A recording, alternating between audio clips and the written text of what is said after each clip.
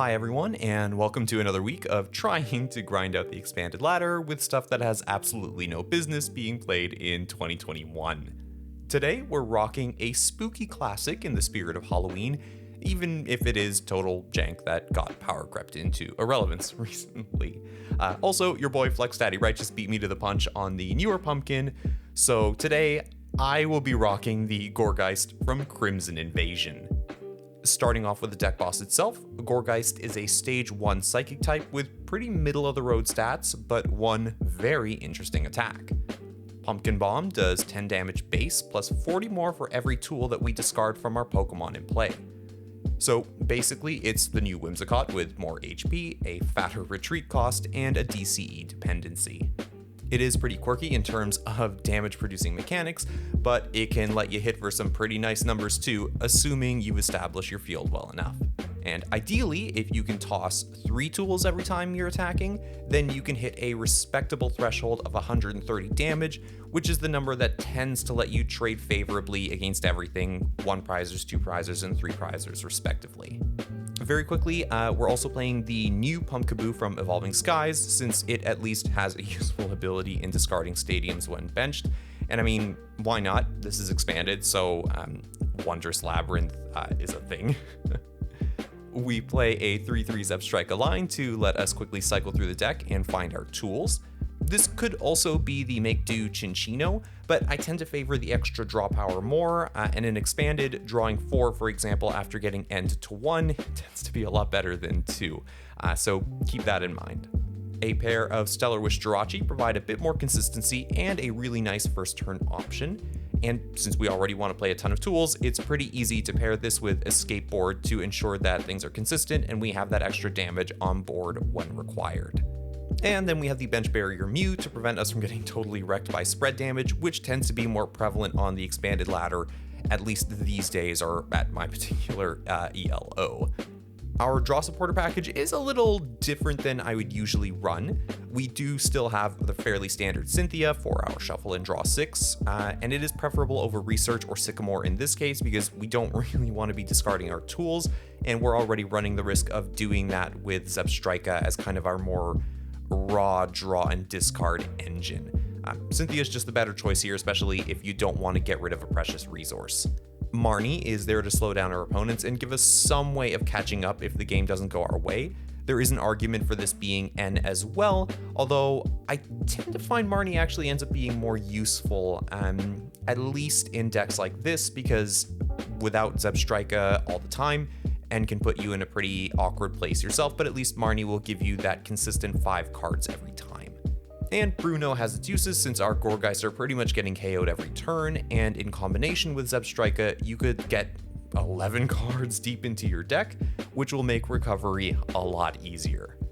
Guzma is of course there for some gusting, and it particularly pairs very well with the retreat cost modifiers that we're already playing in this deck.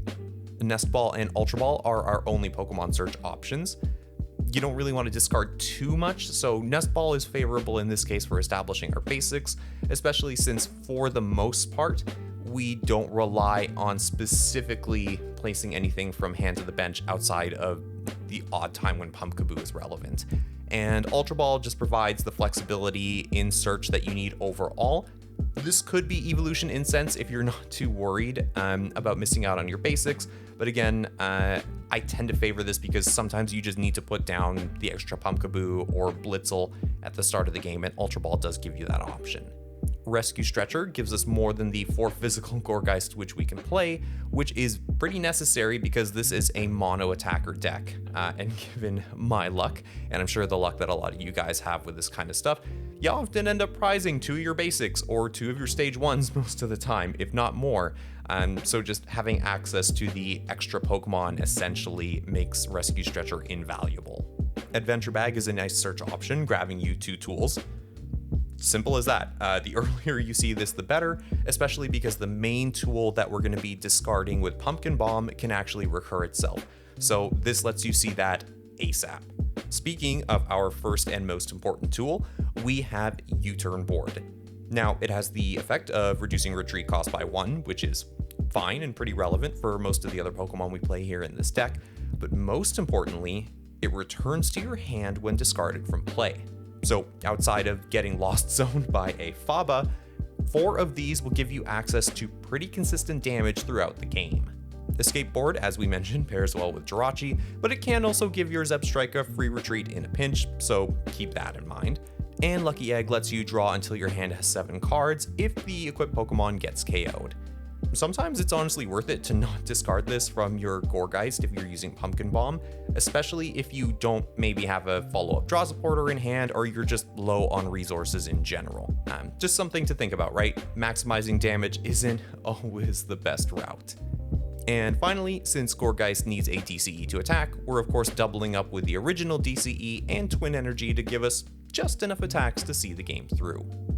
This deck is about as straightforward as it gets, and while it's not winning you a regional anytime soon, it's a decent enough list if you're just looking to mess around with something different, especially if you dig that whole Halloween aesthetic.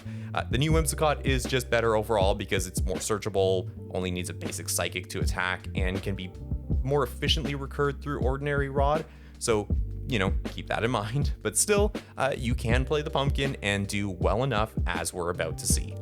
So let's jump on over to the expanded ladder and see if we can actually have a blast with Pumpkin Bomb. Okay, so the first match that we're having on the expanded ladder today ended up being against a pretty rogue deck in its own right. Borderline jank in the way that Gourgeist is, but it actually ended up, making for some really fun back and forth. And the archetype in question is going to be Cast Form. And Cast Form, just to go on a little bit of a tangent, Cast Form is what I love in an expanded one prize deck. It's full of these little Pokemon with interesting attacks and a really kind of bonkers mechanic, and it runs on a battle compressor engine. So like, Night March and Mad Party and all that fun kind of stuff. It's all about filling the discard pile, in this case at least with stadiums, and then just going for these really, really cheap bonkers attacks. Against a deck like this, I do have to be very careful because Cast Form has, access to some spread attackers, which can make very short work of my Pumpkaboos, especially if they are really able to pop off in their first turn here and get all 9 stadiums that they need into the discard pile. But thankfully, it's not looking like that's going to be the case, because they're putting up the Lily's Polka Doll pretty early. Now, this still isn't ideal because it means that I have to waste basically a DCE and one of my Gourgeist going after the doll first. And in a, one prize matchup like this, you really want to take the first KO because obviously if you're trading 1-to-1 and, you're both able to keep your engines going, the person who takes that first KO is eventually going to take all 6 prizes first. But thankfully, I'm at least able to get myself moderately set up here. I was debating for a little bit. I maybe should have been a bit more cautious and gone for the Mew there and not worried too much about the egg, since I did have an escape board already to discard in terms of taking out the doll. But hey, I kind of just wanted to get this out of the way. I wanted to just make sure that I could start actually taking some KOs. And the other thing that I could be secure in is that not all of the cast forms at least have the ability to OHKO Gourgeist. I think the Heat form and I think the Blizzard form are the only ones that can straight out OHKO me, while the Rain form does some pretty serious spread damage. So, at least I didn't have to worry about that too much. Now, my opponent actually goes for the Enhanced Hammer, which doesn't really matter that much.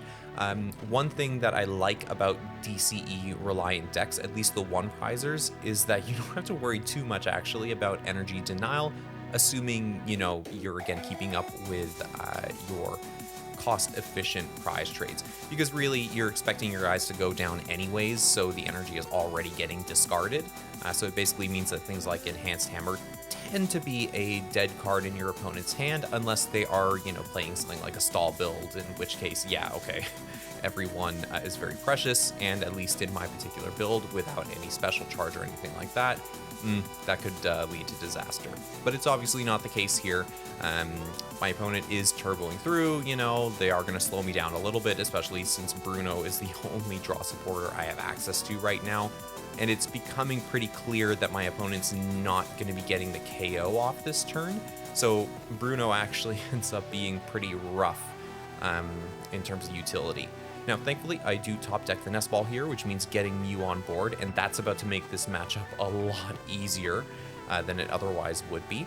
I also managed to get a Zebstrika off of it and the energy so that I can actually go for the attack, and then I can just sprint away the other Bruno and keep going. And the really nice thing is that I see another Gourgeist and I see the U-Turn board, which means that now I don't have to worry quite as much about having, you know, all the tools that I need in play. And here I am actually just going to play it pretty safe. I can't get the one-hit KO on the Oranguru anyway, so I'm just going to bounce the U-Turn board, you know, make sure that I have it in hand and leave the egg on there just in case my opponent does get the KO, because again, I'm pretty short on resources. Now, my opponent starts to throw down the Crushing Hammers, which is always annoying, especially in this particular case because I wasn't able to take the KO, but again, not the biggest deal in the world because I can just sprint stuff away. I can just sprint stuff away and keep going until I manage to see another DCE. But it actually didn't end up being the case, at least off of that sprint there, so I'm forced to go for the Bruno, and I just don't see it. I do see another Gourgeist, however, so hey, I can evolve another one up, and again, I'm not sweating it too much, because my opponent hasn't really gotten an attack off yet. Now I have 3 attackers ready to go, and it's going to make replacing them and keeping pace with my opponent pretty easy, especially since I haven't burned any of my Rescue Stretchers just yet. Now, I think my opponent about gets to where they need to in terms of stadium count, and they start to power up their cast forms with tools as well, which means that they might be a little harder to KO. If I get Marnie or End, for example, and I don't have the right number of tools, that can actually start to swing the prize trade in their favor. And in particular, they have the Heat cast form in play, which is really scary because that can OHKO you, a nice 150 damage, and it kind of helps cast form's goal as well because it just puts more stadiums in the discard pile as well. Now, as for my part, I have pretty much everything I need here. I have access to my Twin Energy to attack, and I have the adventure bags as well, which means that I can see as many tools as necessary. But in this case, I'm just going to put the hurt on the Oranguru, kind of take away that draw engine from them, forcing them to rely on the Galarian Articuno V a little bit more, and obviously I get that oh so important first KO. Now, my opponent brings up the cast form, and I actually take a look at it and see that, oh, okay, it does actually have the juice on its own to OHKO my Gourgeist, so really it's just the rain cast form that's become useless on my opponent's side. And sadly, in this case, it makes pretty short work of Gourgeist, and I don't even get the Lucky Egg effect off because my hand actually ended up being too small. I do get another Blitzle here, so I'm just going to bench it because getting another Zebstrika down the road might be really important, especially if my opponent decides to end me late into the game. And that is something that I have to be mindful of in general, because U-Turn board is great in that it can be recurred. That means that, generally speaking, we'll always have access to it for every subsequent attack. However, if your opponent ends you or they Marnie you after it goes back to your hand, well, that's less than ideal. But, you know, at least for now, I'm able to go through, I'm able to pick these off, and thankfully, cast form doesn't have a ton of HP, so I don't have to bounce all 4 U-Turn boards back to my hand in order to get the KO. Anytime that I do, like if I have to take out that Galarian Articuno, for example, that's going to be a dangerous turn because my opponent can basically force me to discard tools that I can't get back. And now the big cast form starts to come through and lay the smackdown on my Gourgeist. I am in a pretty sticky spot as well because now I only have the one Gourgeist in play. I need to very quickly bench the Pumpkaboo, and I need to go for the Rescue Stretcher here as well to start recovering pieces, because if my opponent forces me to run out of Pumpkaboo and Gourgeist, they're going to make pretty short work of everything else I have. There's literally no other attacker in this deck. I guess Bench Barrier Mew counts, but obviously if that goes, then the Rain cast form is going to make pretty short work of me as well. So I do recover my 3 pieces here just to make sure that I have a little bit of follow-up. And, you know, I thankfully have access to the Guzma here as well. So if I'm able to thin appropriately here, get out the pieces that I need, then I can just go for the sprint and hopefully get into the DCE that I need to do some serious damage. But I'm not sure that I am, so I decided to bring up a Zebstrika with a U-Turn board first, just in case I do whiff the KO. But thankfully, that doesn't end up being the case here. I get access to my Gourgeist, and looking at how many tools I have in play here, I'm just doing the math quickly, make sure I can hit the 210 exactly that I need to take out the Articuno. And hey, look at that. I do manage to get the hit off, putting me down to 2 prizes. Now my opponent's in a bit of a tricky spot because they've lost their remaining consistency engine. There's no stadium in play for this cast form to discard, which turns out you do need to for its attack. My opponent could have led with one of the other ones, but hey, I understand you really want the one-hit KO, or they should have put the doll up. But regardless, they decide to just waste the turn there. And now I'm in a pretty good position because I can basically just grind through the rest of these cast forms here. I am going to play pretty conservatively though, having seen the hammers. I'm not going to attach additional DCEs to my Pumpkaboos or Gourgeists because I just don't want them to get hammered away and then actually put me in a pretty tight resource spot. You know, I only need one in play, the one that my attacker is using. And so really I can just kind of cruise here and hope that, you know, I don't get end into a pretty awkward spot. But with the double Zebstrika in play as well, there's not too much my opponent's going to be able to do to really slow me down. And with this kind of a prize lead here, outside of somehow getting rid of the Mew and getting off multiple rain cast form attacks, there's just not much my opponent can do to come back here. That's the only disadvantage here, I guess, about playing a deck like that with a very, very odd condition for attacking. You just... sometimes it takes too long to get set up. Right now against one prizers, you can actually do pretty well, and if I was playing like a Dedenne or an Oricorio, my opponent could have pretty easily caught up and made the prize trade a little bit more favorable, but considering just how long it took to get those 9 stadiums in play, ultimately they weren't going to be able to keep pace, and again, benching that Articuno themselves just gave me what I needed in order to jump ahead. And from here, I'm pretty set. My deck is thinned out, I have access to all my U-turn boards, and I can just go for the big KO to wrap things up.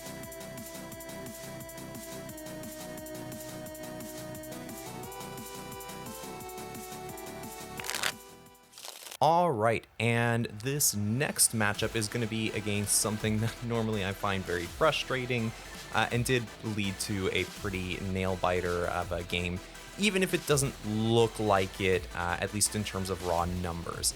Now, Gourgeist, it has a weakness to dark, so, you know, the second that I see my opponent bench a dark Pokemon over here, see the dark energy, and then obviously see the Verbank City Gym, I just know generally I'm in for a pretty rough game. Anytime you see Verbank City Gym, it's usually followed by something like Hypnotoxic Laser, maybe there's a Seismitoad hiding in there as well, you just never know, right? Or this could be like Yveltal Garbodor, like the really old school version with Verbank and lasers. I mean, it could be anything, but you know, it just means bad news bears for Gourgeist in general. But you know, thankfully, I guess, it ended up being something that I was uniquely teched for already, as we'll see. That Pumpkaboo choice ended up being really relevant. So, starting off, I see a Zacian V and a Zorua, so I think, okay, this is going to be some kind of Zoroark variant.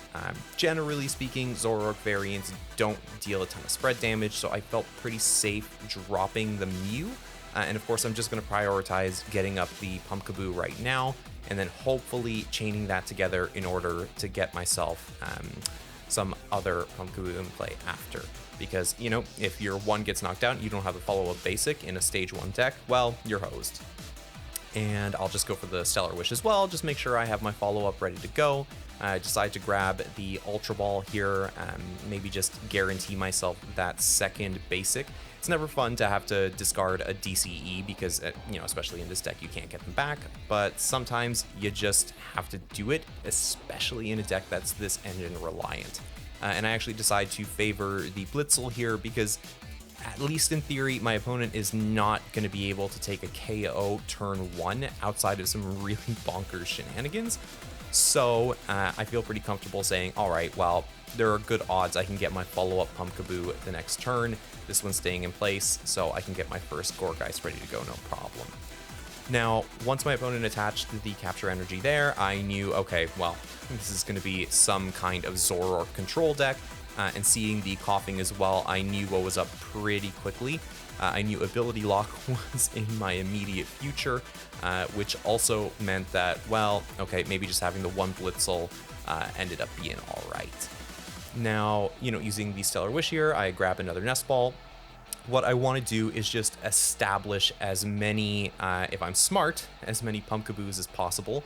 I ended up making a risky play here, though, and putting the Blitzle in, maybe just because it also provides a pivot as well, and there will be those turns where my opponent maybe doesn't have the Ability Lock going. Still, in hindsight, would have been smarter to go for another Pumpkaboo, but hey, what can you do? Either way, I also make a, I guess, questionable play here. I maybe could have put a bit more damage on, but I thought, given how easy it is to maybe get trapped and have your guys just die to poison, I wanted to leave the escape board there. Could have risked getting Marnied as well, especially as the Zoroarks come down, because you really don't mind Marnie or N or anything like that when you're playing Zoroark, especially when that ability lock is one-sided. But, I just want to make sure that I have access to that easy 2 prizes later on, just in case I fall behind a little bit. As long as I can find, I think, 3 or 4 tools later on, I can guarantee the KO on the Zacian there and not sweat things too much.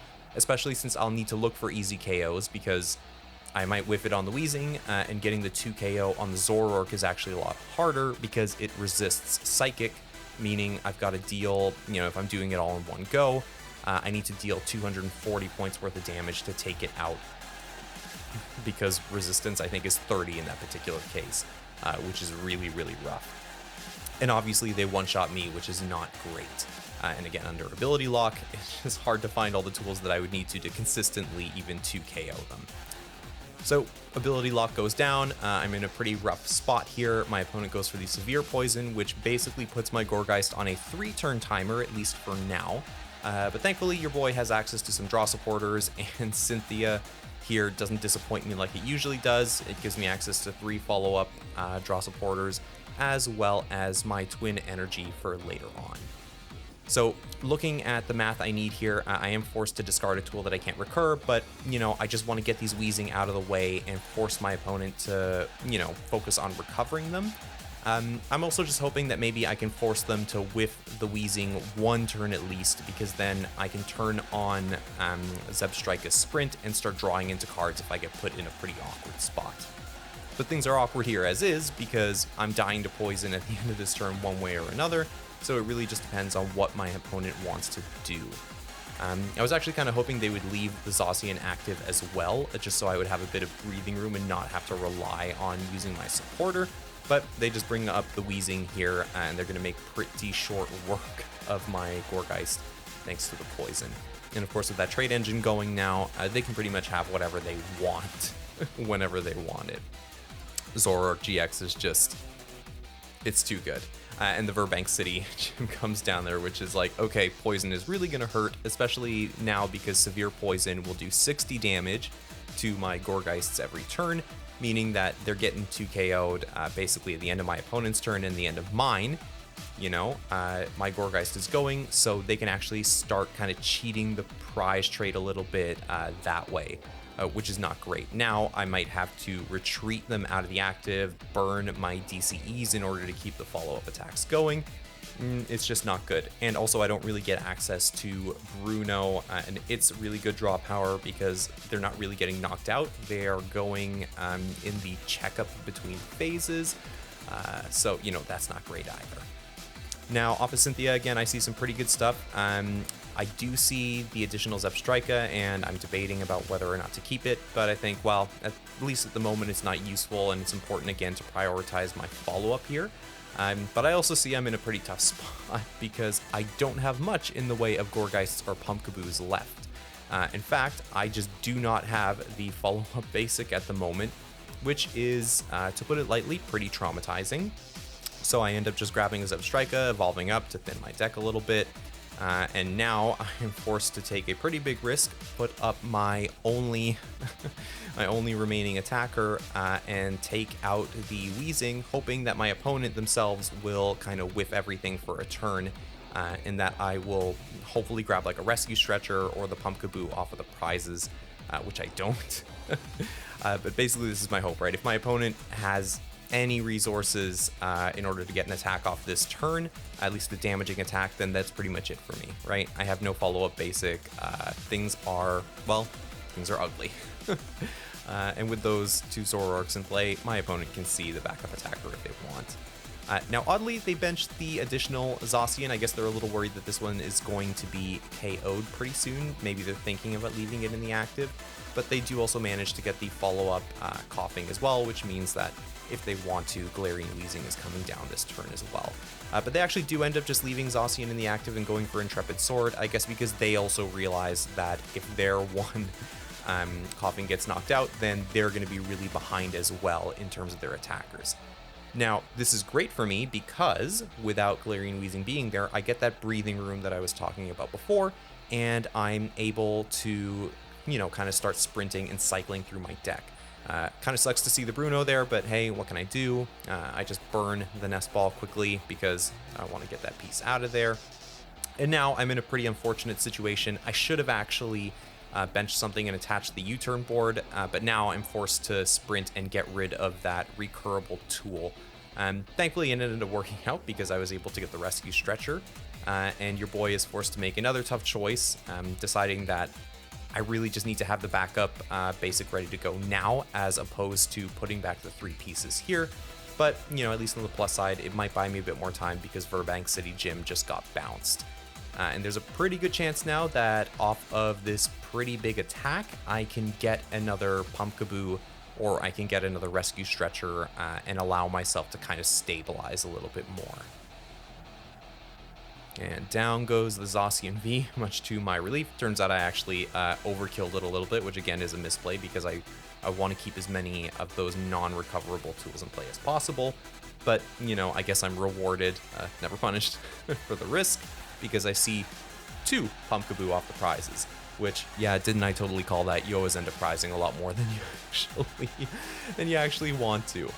And my opponent, of course, gets their Galarian Weezing up, which means, okay, great, we're back under ability lock. And then I see the Moltres, the Galarian Moltres, come down. And that can actually be a bit of a nuisance because it's going to hit for some pretty stupid damage because of the prize lead I currently enjoy. And, you know, again, if I'm not smart with my tool management here, I might be missing the KOs on that. And, well, you know, that's going to put me in a pretty awkward spot because you never want to be trading 2-to-1 against a 1 prizer. And what my opponent could also do now is stabilize and start putting up a lot more coughings, which could mean that, again, if I miss a beat and I get caught without my follow-up, then I'm just going to die either to the Moltres or a slow poisonous death. Now my opponent is also just kind of cycling through their deck, getting rid of stuff as well, just in case I Marnie or end them. They just want to make sure that at this point in the game, they only have access to what they absolutely need. And they're debating for a little bit, I guess, about whether to just start blowing stuff up with Moltres or if they want to actually focus on the Weezing play. And they decide, actually, that maybe denying me follow-up with Weezing is the way to go. So they just come in for the severe poison, but without Verbank, you know, it basically buys me the extra turn, which is not ideal for them. Of course, I managed to get my final U-Turn board available in deck out, and I get the Escape board as well. So I have just enough tools to pull off the KO, which I was really grateful for because, again, you know, if you're not trading well against these guys, it's pretty easy to fall behind, especially without another Gourgeist in hand, and, you know, with ability lock in play, no way to easily access one. And, you know, this wasn't a hand that I wanted to be sprinting away regardless, because that might be all my energy left, which is never great. And, you know, it would always suck to throw away a Pumpkaboo as well, especially after I was so desperate to get them. But, you know, at this point, I'm pretty good. My opponent throwing down the research there pretty much told me that I didn't have anything to worry about at that point, because they're just not going to be able to do anything to my hand. With the size of a hand that I do, my opponent has to know that I've got the follow-up available. Thanks to that Ultra Ball, I do have a follow-up Gourgeist available to me if I want. I have enough tools in hand to take them out. I mean, even with the escape board, if I need to stretch a little bit more for something else, it's not a big deal. You know, it just takes my opponent a little time, I think, to realize what's up. They let my active Gourgeist die to the poison because why not? But then they scoop immediately after that, realizing that, you know, I have everything I need, and I top deck the Gourgeist just to add insult to injury. Well, I for once had a laddering session that wasn't totally polluted by Donk and Honchcrow. Praise the gods. But in all seriousness, I am so grateful that I basically ran into a couple of fellow meme decks, because there really is no reason to be playing this Gourgeist over the Whimsicott in 2021, and even then, it's a pretty rogue strategy, right? It's out there discarding tools to do damage, like what? The Weefloof is just more searchable, like I mentioned before. It's a lot cheaper to attack with, and being able to get back your Whimsicott pieces as well as your basic energy to attack with Ordinary Rod just means that, you know, there really isn't any reason to be playing Gourgeist unless you just really dig the whole, like, Halloween pumpkin aesthetic. You know, let's be real. But at least in this case, because I was playing against some pretty out there decks, I could actually get a fair shot against my opponents and show that, you know, even if Whimsicott is the play over this, you can still do well enough with the older model of the archetype. And you know, both proved to be pretty interesting matches too. Castform itself is just such a bonkers deck with its own really out there mechanic, discarding stadiums, but I kind of like it because from a lore point of view, it makes sense. And you know, as an archetype in and of itself, Castform gives you a nice suite of attackers with really different means of crushing the opponent. You can do spread damage, you can just do a big blowout. The fact that they all attack for free means you have the room to play those stadiums and extra consistency options. Like, it's just a cool archetype in general. And Castform can actually be a nightmare to deal with in most cases if your opponent gets a really good start. And I think if my opponent had stuck with a more one prize only engine, funny enough, if they were running their own Zebstrikas as opposed to Galarian Articuno V, then the match actually would have gone a lot differently, because they don't need to evolve up their attackers, they don't need to attach energy, so it's just easier for them to replace Castforms than it is for me to replace Gourgeists. And if I didn't have access to my Mew early on, then yeah, I would have been, you know, spread damaged into oblivion. As for the Galarian Weezing match, that actually ended up being a lot more intense than the prize count might have actually let on. In that particular case, it would have been really easy to get locked out of my resources and then forced to accept a slow and pretty miserable defeat at the hands of poison and ability lock. In fact, half the reason that matchup was actually as winnable as it was ended up being my choice of Pumpkaboo. The ability to pop Verbank City Gym on benching one of the Pumpkaboo meant that I could actually get more use out of each Gourgeist, you know, only taking, I think, 40 damage from the severe poison, as opposed to 60, which, you know, obviously would have meant a 2-hit KO effectively, right? So I got more use out of each of my pumpkins, which meant that I could, as long as I managed my resources appropriately, get more mileage, even if I did eventually have to deal with, let's say, the Zoroark GXs who did resist my psychic typing, right? Just having that extra time was so valuable, and the fact that my opponent stuck to Galarian Weezing in order to maintain the ability lock just meant that, again, as long as I wasn't crazy and left myself with a low hand, for example, I could eventually out-trade them and leave myself in a pretty good position. And you know, I have to say, while facing decks like that tends to be a really miserable affair, I am actually glad that my opponent was trying something pretty different and out there. It's really cool generally to see Zoroark GX whenever you're on the expanded ladder, but to kind of see this interesting approach to Dark with the one-sided ability lock, the trade engine, and even the Galarian Moltres, it's just really cool. And I'm glad to see that there are still some people out there on the expanded ladder doing some interesting stuff.